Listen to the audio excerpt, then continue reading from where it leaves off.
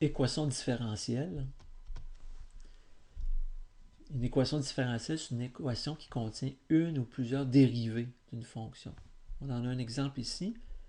J'ai juste une dérivée de la fonction y. Y, c'est une fonction de x. On l'a ici. La solution d'une équation différentielle, c'est une fonction y. On cherche y telle que l'équation va être vérifiée. On donne un exemple ici. J'ai une équation différentielle, celle-ci. On va vérifier que cette fonction-ci, y égale 5x carré plus x, est une solution. On le fait en remplaçant y dans l'équation différentielle.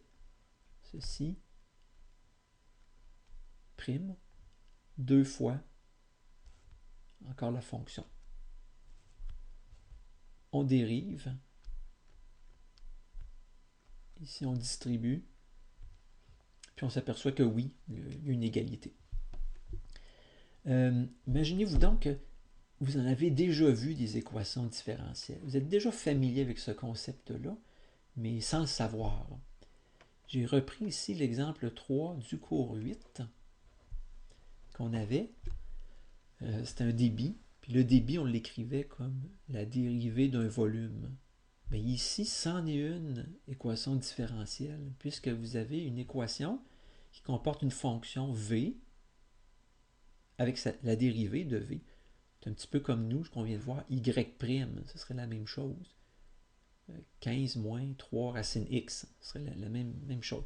Donc c'était une équation différentielle.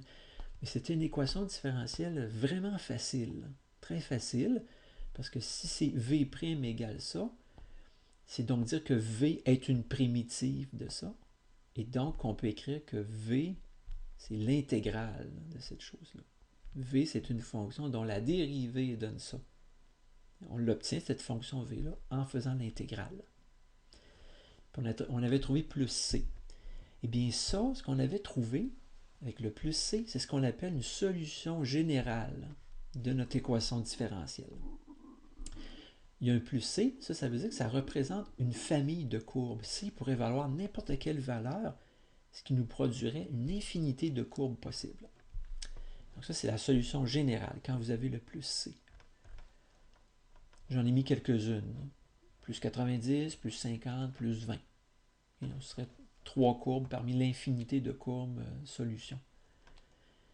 Mais grâce à notre condition initiale qu'on avait, je n'ai pas vu, oui, à 4 minutes, le volume était de 94 litres. Donc, grâce à cette condition initiale-là, on a trouvé la solution particulière comme ça. On l'avait déjà fait. Notre façon de faire était correcte, okay? Mais dans cette section-ci, nos équations différentielles, il y en a qui vont être plus difficiles à résoudre.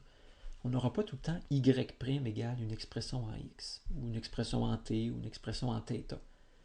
Donc, ce qu'on va faire, on va utiliser la notation de Leibniz. Okay? Même si dans certains cas, on va dire, c'est trop niaiseux de le faire, mais on le fait quand même, puis on va avoir nos solutions. Donc, vous voyez celle-ci, cette équation différentielle-là, elle est toute simple, parce qu'on pourrait l'écrire y' égale 2x. Y est une fonction dont sa dérivée donne 2x. On est capable de dire que, on sait que c'est x carré la réponse, mais on peut l'écrire comme ça. Puis, oui, c'est x carré plus c. Oui, on l'a. On pourrait simplement écrire ça comme ça. Mais quand nos équations différentielles vont être plus difficiles, on va devoir utiliser la notation de Leibniz.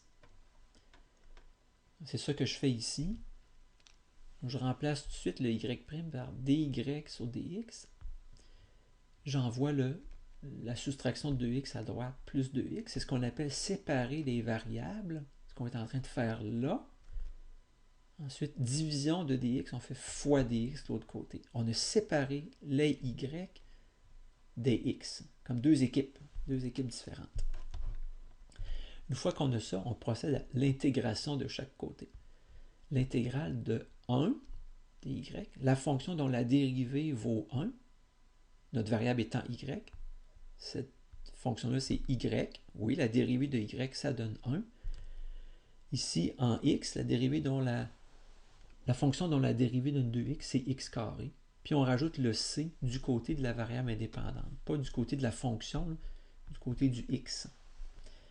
Eh bien, ici, on a une famille de fonctions, famille de courbes, solution de l'équation différentielle. C'est la solution générale.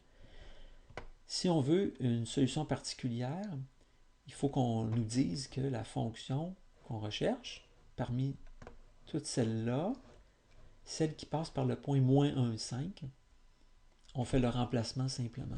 Dans la famille de courbes, dans la solution générale, on remplace x par moins 1, entre parenthèses, important, au carré, y 5, 5, ça vaut 1, 5 moins 1, 4, c vaut 4.